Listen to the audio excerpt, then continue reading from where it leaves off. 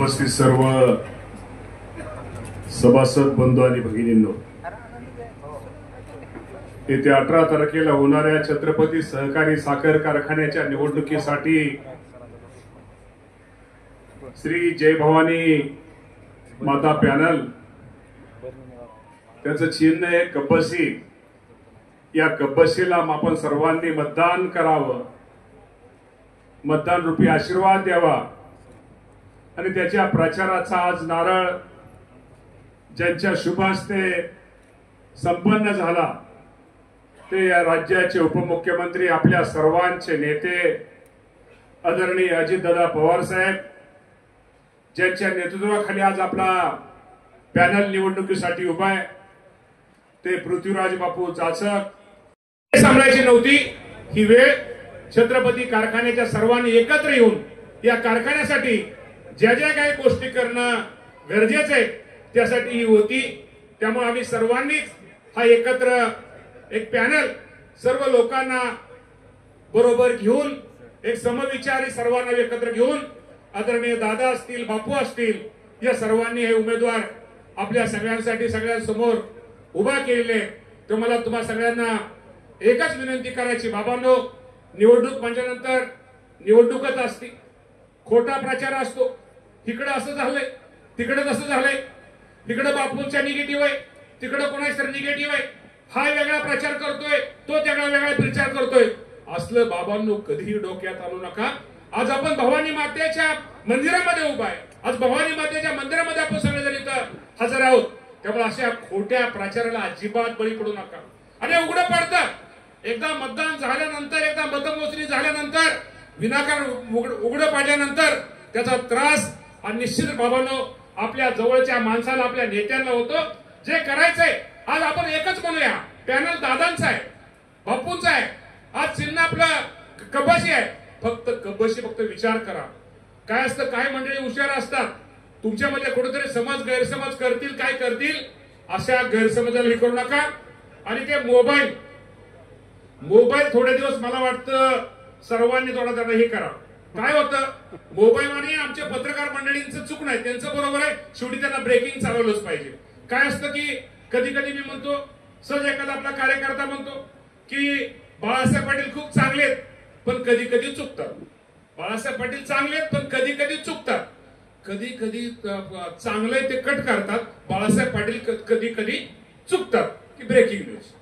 त्यामुळे बाबांनो, अशा कुठल्याही प्रकारे कुठं कुणी काय मोबाईलला म्हणेल, कुणी काय कुठं काय वेगळं करेल. आणि उमेदवारांना पण मला विनंती करायची, सगळे चांगले उमेदवार तुमच्या घरच्यांना व्यवस्थित सगळ्यांना सूचना द्या. नाहीतर काय होतं की आणि दुसरं लय भारी असतं, मतदान कोणाला द्यायचं नसलं, अहो आमचं काय बापूंच्या जवळच्या माणसापाशी गेलं, बापूंचं बद्दल आमचं काय नाव, ते मामांचंच तिथं आहे, दादाचंच तिथे, दादाच्या कार्यकर्त्यापाशी गेलं, अहो दादांचं बरोबर आहे पण ते बापूच असे. असं माणसं लय फिरवा करतात. आता कसं आहे, मला 4दा उभा राहिलो विधानसभेला, एकदा पडलो, 3दा निवडून आलोय. त्यामुळे आता अनुभव आहे. त्यामुळे अशा भूलतापांना नाही तो कसं आहे, प्रत्येक जण असं माझ्यापाशी येणारा मला असा फुगवतो की मला वाटतं लयच भारी आहे, पण काय नसतं रे बाबा.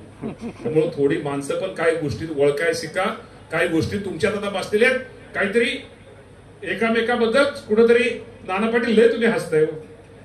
त्यामुळं तुमच्यात कुठेतरी समज गैरसमज करतील, पण तुम्हाला मी सांगतो बाबांनो, असला गैरसमज अजिबात एकमेकामध्ये होऊन दे. आपल्याला फक्त काय बघायचंय, कब्बशी बघायची.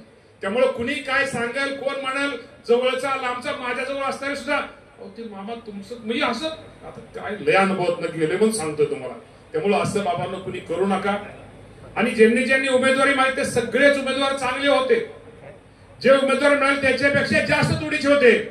परंतु शेवटी 21 उमेदवार बसताना काही पक्षश्रेष्ठीला पण अडचणी असतात, किंवा काही ठिकाणी काही लोकांना थांबावं लागतं, किंवा काही लोकांना, चांगल्या लोकांना इच्छा असताना काही लोकांना, आम्हा तिघांना पण थांबावं लागलं. याचा अर्थ ते उमेदवार कमी नव्हते असं नाहीये, त्यांना आम्ही कोणाला कमी लेखत नाहीये. नाहीतर काय होतं, लय बापूच्या जवळचा होता, लय मामाच्या जवळचा होता, तुझं काय असलं सांगणारे लय असं काय बॅटरी चार्जिंग करणारे माणसं लय असतात काही लोक. त्यामुळे बाबांनो, 18 तारखेपर्यंत कुठलाही गैरसमज आणि काय वाटलं खात्री करा, मोबाईल करा, एकमेकाला लगेच जागा करा. नाही तर काय असतं, कुठेतरी हे असतं. त्यामुळे फक्त आपण 18 तारखेला कबशी आणि मतमोजणी ज्यावेळेस आपली मतपेटी मोजायला घेतली जातील, मी एवढंच सांगतो की निश्चित प्रकारे आज दादा तर आहेच, पण बारामती तालुक्यापेक्षा दादा असं नाही म्हणणं बरोबरच नाही वाटत.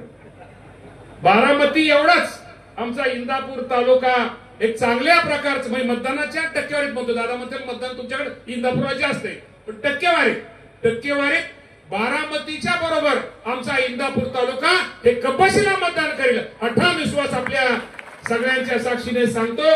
आणि अधिक न बोलता दादांना बोलण्यासाठी आम्ही आपल्या सगळ्यांच्या वतीने विनंती करतो आणि पुन्हा एकदा आपण 18 तारखेला कबशीवरती मतदान करावं अशी विनंती करून थांबतो. धन्यवाद.